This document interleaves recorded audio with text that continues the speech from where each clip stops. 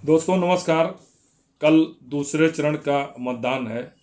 9 जनपद सहारनपुर, बिजनौर, मुरादाबाद, संभल, रामपुर, बरेली, अमरोहा, शाहजहांपुर, बदायूं की 55 सीटों पर मतदान होना है। इन 55 सीटों में 48 सीटें मुस्लिम बाहुल हैं, जहाँ 90,000 से लेकर 2.25 लाख मतदाता है। ये सीटें बेहट, नकुड़, सहारनपुर नगर, सहारनपुर देहात, देवबंद, रामपुर मनिहारन, गंगोह, नजीबाबाद, नगीना, बढ़ापुर, धामपुर, नेटौर, बिजनौर, चांदपुर, नूरपुर, काठ, ठाकुरद्वारा, मुरादाबाद ग्रामीण, मुरादाबाद नगर, कुंदरकी, बिलारी, चंदोसी, संभल, स्वार, चमरवा, बिलासपुर, रामपुर, मिलक, धनौरा, नौगात, सादात, नमरोहा, हसनपुर, गुन्नौर, बिशौली, शाहसवान, बदायूं, शेखपुर, बहेड़ी, मीरपुर, भोजीपुरा, नवाबगंज, फरीदपुर, बरेली, बरेली कैंट, आंवला, तिलहार, शाहजहांपुर और दरदौल शामिल हैं। इस मुस्लिम बाहुल सीटों को देखते हुए जो मुस्लिम की सियासत करते हैं, मुस्लिम वोट बैंक की सियासत करते हैं, उनमें बसपा, सपा गठबंधन और कांग्रेस तथा ओवैसी शामिल हैं। चारों ने 77 प्रत्याशी मुस्लिम प्रत्याशी 55 विधानसभा सीटों में खड़ा किए हैं। इसमें सर्वाधिक मुस्लिम प्रत्याशी 23 बीएसपी ने खड़ा किया है। दूसरे नंबर पर कांग्रेस, उसने 21 खड़ा किया है। तीसरे नंबर पर अखिलेश यादव हैं, 18 प्रत्याशी खड़ा किए, और चौथे नंबर पर ओवैसी हैं, 15 प्रत्याशी ने कुल 77 प्रत्याशी 55 विधानसभा सीटों पर खड़ा किए हैं। बसपा ने, जैसा कि उसका है, एक भी मुस्लिम प्रत्याशी चुनाव मैदान में नहीं उतारा है। अब स्थिति स्पष्ट है कि कल के मतदान में ये पता चल जाएगा कि मुस्लिम बंटता है या एकजुटता है। दोनों स्थिति क्लियर है। और इस चुनाव में भी दो ही धाराएं हैं, एक है सरकार का पक्ष, दूसरा सरकार का विरोध। पक्ष निश्चित रूप से योगी और मोदी के स्थितियों, डबल इंजन सरकार में जो लोग साथ में खड़े हैं, उनके मुद्दे हैं योगी आदित्यनाथ की कानून व्यवस्था, मोदी सरकार द्वारा चलाई जा रही कल्याणकारी योजनाएं और हिंदुत्व एजेंडा, योगी मोदी का योगी हिंदुत्व एजेंडा। 3 प्रमुख कारण इधर हैं। विपक्ष में है महंगाई, बेरोजगारी, छुट्टा जानवर और धार्मिक ध्रुवीकरण की स्थिति है। अब दो स्थितियों में, एक पक्ष एक विपक्ष, स्थिति एकदम क्लियर है, स्पष्ट है। क्योंकि बसपा के एग्रेसिव न होने के कारण, कांग्रेस का संगठन कमजोर होने कारण और ओवैसी का कोई आधार वोट बैंक न होने कारण, केवल मुस्लिम सियासत के कारण, निश्चित रूप से जो विपक्ष है वो परसेप्शन के अनुसार उसका नेतृत्व अखिलेश यादव कर रहे हैं। और ये मानिए अखिलेश यादव जो नेतृत्व कर रहे हैं या जो उनको लाभ मिलने जा रहा है, उनके संघर्ष से नहीं हो रहा है।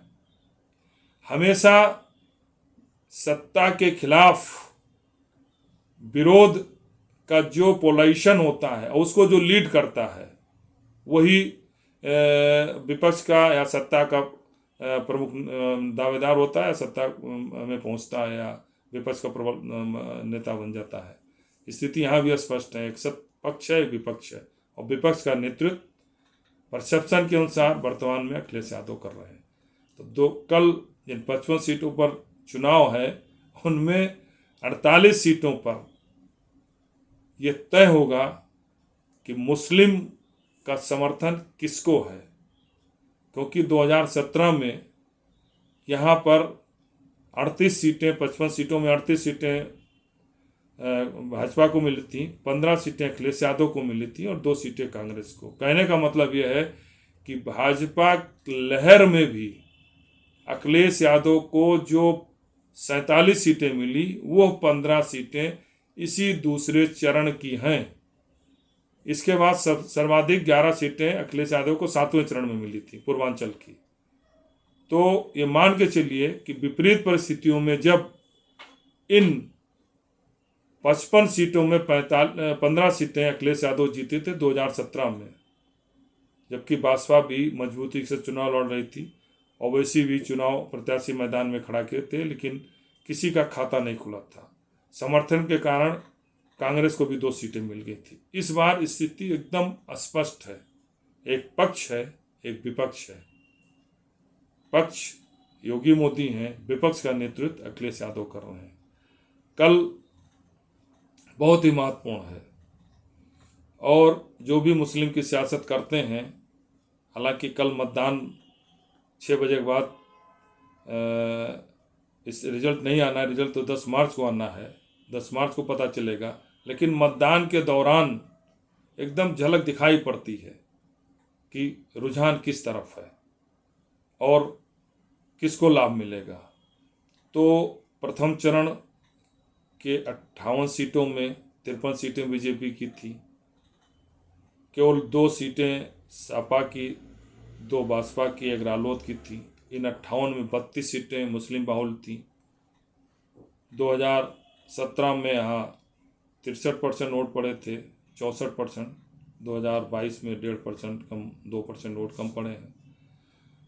2017 में सर्वाधिक मतदान भी 67% इसी दूसरे चरण के 55 सीटों में हुआ था। इस बार भी जैसा अनुमान लगाया जा रहा है, जो स्थिति दिखाई दे रही है, वो मतदान प्रतिशत लगभग 67 हो ही रहेगा। इससे आगे भी हो सकता है, क्योंकि अब की बार तैयारियां दोनों तरफ से ज़बरदस्त रूप से हैं। पिछली बार बंटवारा हुआ था, इस बार बंटवारा होने की संभावनाएं भी कम है। और कल के मतदान के बाद 113 सीटों के मतदान पूरे हो जाएंगे।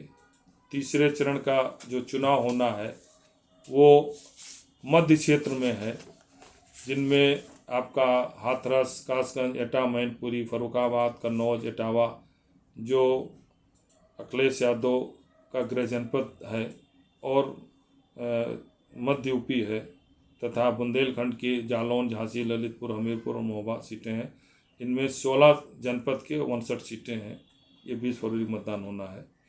लेकिन कल के मतदान के बाद जब तीसरा चरण का मतदान आएगा, चौथा आएगा, पांचवा आएगा, छठा, सातवें तक, एक माउथ पब्लिसिटी के माध्यम से जो परसेप्शन बनेगा वो निश्चित रूप से किसी न किसी पक्ष में जरूर जाएगा, और जो अच्छी तरीके से ये परसेप्शन पब्लिक में ड्रा कर ले जाएगा कि हम जीत रहे हैं, हमें सर्वाधिक सीटें मिल रही हैं प्रथम और दूसरे चरण में, तो तीसरे चरण, चौथे, पाँचवें, छठवें तक उसको लाभ मिलता जाएगा। क्योंकि इस बार फ्लोटिंग मतदाता, असमंजस का मतदाता कि इधर जाए कि उधर जाए, उसकी संख्या लगभग 20% है, और यही बहुमत का सरकार बनाते हैं। एक बात मैं बार बार दोहराता हूँ, आज भी फिर मैं कह रहा हूँ कि अगर उत्तर प्रदेश का चुनाव एक चरण में करा दिया जाए, अधिकतम 2 चरण में, तो किसी को बहुमत का नहीं मिल पाएगा। क्योंकि इसके पहले 2007 के पहले जितने भी चुनाव हुए, अधिकतम 3 चरण, 2 चरण, 1 चरण में होते रहे।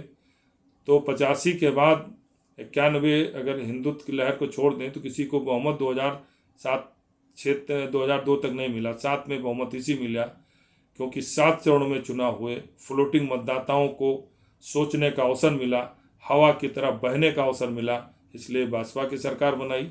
2012 में अखिलेश की सरकार बनाई। 2017 में फ्लोटिंग मतदाताओं ने 7 चरणों में हुए चुनाव को भाजपा की सरकार बनाई, और 2022 में स्थिति लगभग वैसी स्थिति होती जा रही है। निश्चित रूप से मेरा अपना मानना है कि 7 चरण के चुनाव का लाभ बहुमत सरकार बनाने में बहुत बड़ा योगदान है, हो रहा है। वो किसके पक्ष में जाएगा तो 10 मार्च को पता चल जाएगा। लेकिन कल फिर मैं दोहरा रहा हूँ, कल 55 सीटों के दूसरे चरण मतदान की 48 मुस्लिम बहुल सीटें ये तय करेंगी कि मुस्लिम सियासत पर किसकी पकड़ है, वो एकजुट होते हैं या बढ़ते हैं, इसका लाभ किसे मिलेगा, ये तो 10 मार्च को पता है। लेकिन कल मतदान के दौरान ये ट्रेंड जरूर दिखाई पड़ेगा, और निश्चित रूप से कल पिछले चुनाव की तरह कल भी इन क्षेत्रों में सर्वाधिक मतदान होने की पूरी संभावना है। धन्यवाद।